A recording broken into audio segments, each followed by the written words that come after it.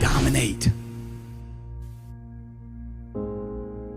Whatever you want, you got to commit all the way in and think in terms of domination, not a spectator. You don't want to be a spectator, folks. Spectators pay, players get paid. What I want to talk to you today about is like, how do you get to that next level? My whole life, whether I was doing well or doing very poorly, which I have, I've always wanted to know, how do I get to that next place? Okay, how do I get myself individually, as an individual, to that next place? How do I get my business to the next place? How do I get other people to the next place? So when Alex says that he stole my guy, it's true, he did. And I admire him for being a predator. Today, what I want to talk to you about is how to dominate and not compete. The truth is, the fact that Alex could take one of my guys doesn't make him a bad guy. It makes my system weak. I shouldn't resent him because he grabbed somebody out of my organization. Hoorah for him. Would you agree? Shame on me for not having the holes or the links tight enough on my organization that this guy wouldn't leave me. It's not his fault, it's not Alex's fault, it's my fault. So look, in my life, what I'm gonna give you for the next 50 or 60 minutes, look, if you wanna get rich, you wanna be really successful. When I say rich, I'm not talking about money, I'm talking about a rich life, freedom, time with family, choices, get to do what you want. You get to move where you want, go where you want, do what you want. I've lived in Los Angeles, California for 10 years. I was in La Jolla, California for 12 years before that.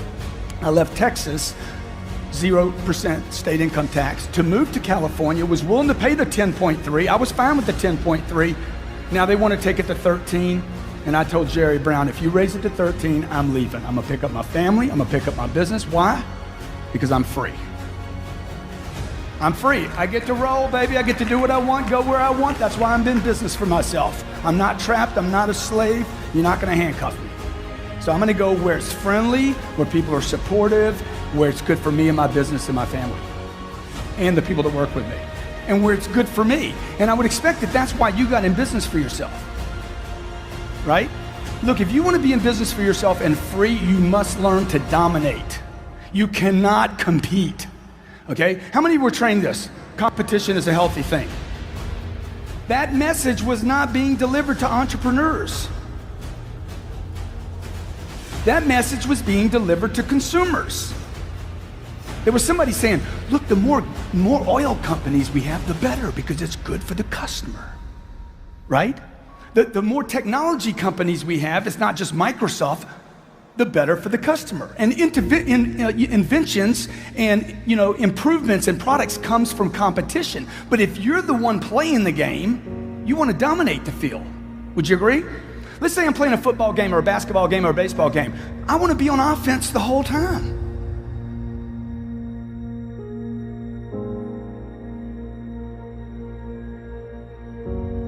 Right?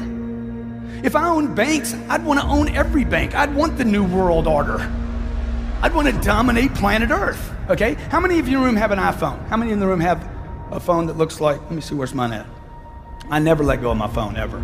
You know why? Because this phone is a prospecting tool. This phone is a way for me to stay in communication with millions of people. This is not a phone anymore, right? When Steve Jobs got into the business of printing phones, do you know what his company told him? Stevie, don't do it. Do not do it.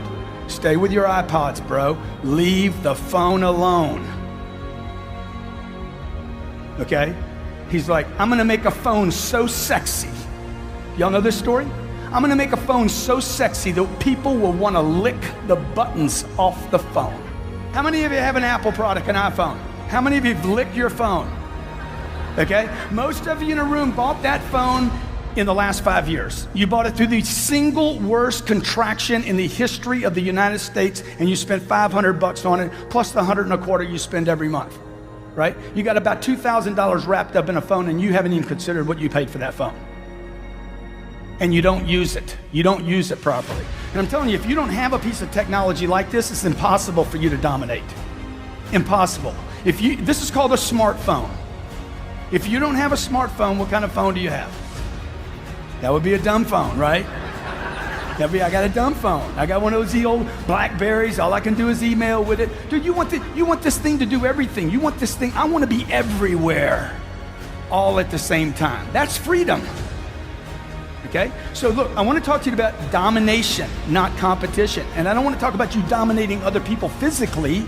I want to talk about dominating space by using things like Twitter and Facebook and LinkedIn and Google Plus and blogging and becoming an expert in your field to where when somebody thinks about your business, your picture comes up. If that's not happening, you are going to blame the marketplace. The marketplace will deliver pain to the people that compete. Why? Because they're all competing. And then there's this one guy way out in the lead. He doesn't compete, right? That's where you want to be. That's how you have to think now. Okay, you're in a new economy. How many believe this economy, the one you're in right now, is extremely fragile, filled with tremendous amounts of uncertainty? How many agree with that? Okay, how many agree also, come 2013 when this election gets handled, whether it's Mitt or whether it's Mr. Barack Obama, whoever it is, okay, how many believe they got their hands full? Dude, we haven't even solved the debt problem yet, okay? You think this thing couldn't roll over again? I'm here to tell you it can. And you know who's gonna feel the pain? The people that compete. Who will cherish that moment are the people that dominate space. Why? Because people that dominate like contractions. People that are extremely well-versed, well-trained. You know, if I'm training for a ball game, right, I'm the best trained team, I like a muddy field. I like it wet. I like ice on the field. Would you agree? Because my competition is not as well trained. I want to dominate space. I actually look for opportunities of contraction. Trust me, folks, in your lifetime, you're going to see another contraction more severe than the one you saw in 2007. More severe. Does that scare you? It scares me. It scares me enough to say, hey, buddy, you better get busy. I was 51 years old when Lehman's collapsed, okay? Let me see, is that right? No, I was 49 years old when Lehman's collapsed. I had never written a book in my life. It was on Thursday afternoon. It had been made clear that Bear Stearns and Lehman's were done. Okay? On that day, I started writing a book. By Sunday, I was finished with this book. I wrote the chapters between Thursday and Saturday. Okay? On Sunday, I started writing the book. In 3 hours, it was finished. This book is about, on that day, I wrote, all people on planet Earth became salespeople when Lehman's collapsed. Because money wasn't available anymore. Who did well? How many people just got wiped out of real estate? The pretenders did. Right? The guy that was at Pizza Hut and now he got in the mortgage business, he can't make 700 grand anymore, can he? Truth is, he never deserved the 700.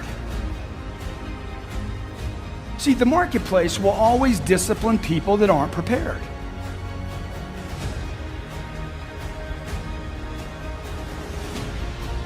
Success loves preparation. It loves it. It admires it. It just flows money back to it. Success loves preparation. And the marketplace will discipline those that are just stuck in the pack. So today I'm not going to talk to you about dominating your market or even dominating your competition, but I want to start thinking about how are you dominating yourself? Like, what do you think the number one thing that most of us have our attention on every day? And one of the things that makes these conferences so beautiful is you get pulled out of some of that noise out there. Would you agree? Who do you think your number one competition, number one problem in real estate today is? Yourself? Okay, who else? Who else could it be? Say again?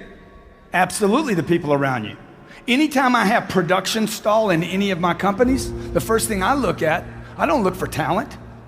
I look to get rid of people. First thing I do every time, who can I get rid of? I'm looking for somebody to freaking kill. I need to get rid of somebody. You know why? Because I push with so much force into my universe, into my businesses, whether it's buying real estate, apartments, whether it's pushing rents up, whether it's doing my seminar business, my book business. I push so hard that if I'm not getting results all the time, somebody has to be pushing back. Somebody in my organization actually has to have the intention, conscious or unconscious, to hold me up. The first thing I'm gonna do is start getting rid of people. Okay, who is it? Who is it? I'm looking for the cancer in my organization. You know, you talk about people dying from disease. Look, people die from negativity every day. They just got to wait 80 years to make it official. How many of you know negative people? How many in the room have been negative before? You have been negative. You know why? Because the number one dominating force on planet Earth is the media.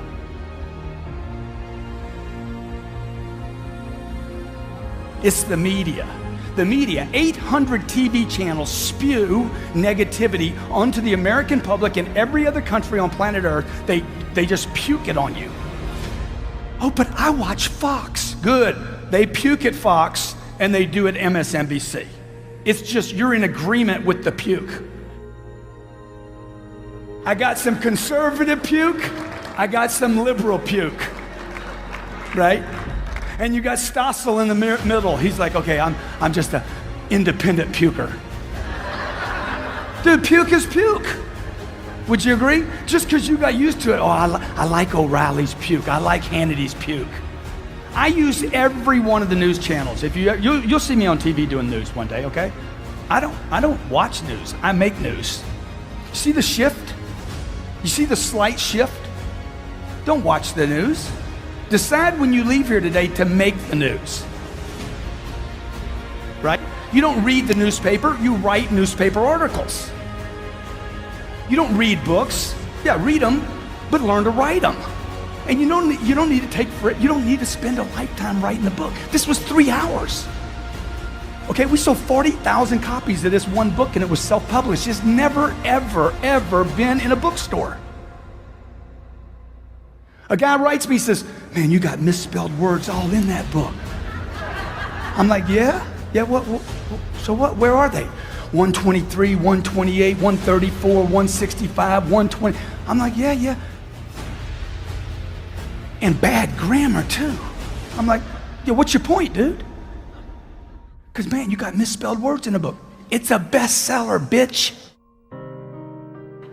The word bitch, look it up in the dictionary, means a complainer, a whiner, an excuse maker. I wear a little band on my pin here, on my wrist here. It's a little black band, and it says, champions dominate. And on the other side, don't be a little bitch. That's right.